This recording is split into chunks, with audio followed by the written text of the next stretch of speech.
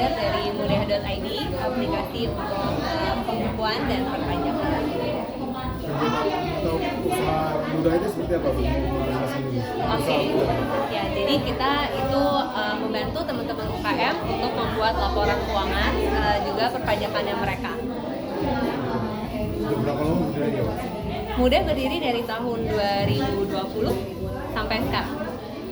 Itu ibu sendiri yang mulai usahanya atau dengan teman-teman? Kita mulai bertiga, ada partner saya Muhammad Irfan dan Alexander Sinto.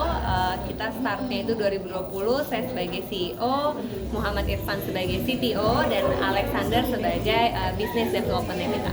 Tentang kegiatan hari ini itu ibu selalu rutin memberikan pelatihan atau tidak? Untuk dengan Growpreneur by BRI ini aku baru hari ini dan happy banget ngelihat teman-teman semua partisipan di sini sangat-sangat aktif ya dan antusias gitu. Sasarannya apa Bu dan harapannya bagaimana untuk kelanjutan dari acara ini?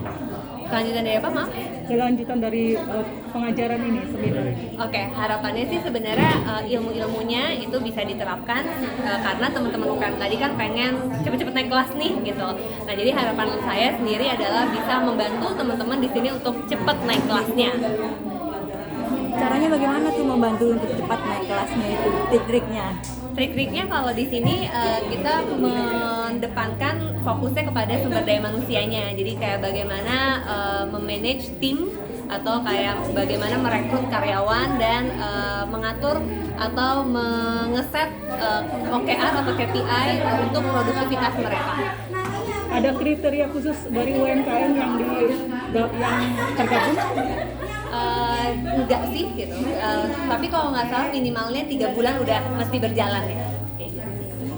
Kalau mengenai basic experience ibu sendiri apa dulu mungkin bekas dari atau mungkin masih aktif di HIPMI atau mungkin temannya Sandi mungkin Enggak sih, kalau untuk kayak join komunitasnya enggak, tapi memang biasanya karena di Muda itu kan kita dari 2020 ya, dan memang fokus kita itu kan ke teman-teman UKM. Jadi emang dari 2020 itu kita sering ngadain pelatihan-pelatihan juga, jadi speaker kayak gini ke teman-teman UKM. Even waktu lagi COVID itu juga kita tetap aktif jadi speaker meskipun online ya, pakai Zoom. Kemudian bagaimana mengharapkan ke depan dari penyelenggaraan UMKM apa?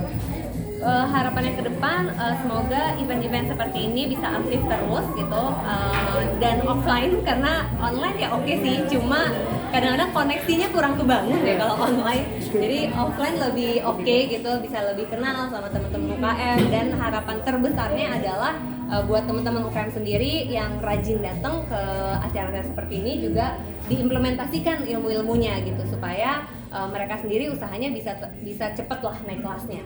Udah berapa banyak kliennya? Klien muda sendiri kita untuk yang aplikasi itu kan untuk mikro, untuk aplikasi itu kita udah punya 65.000 user.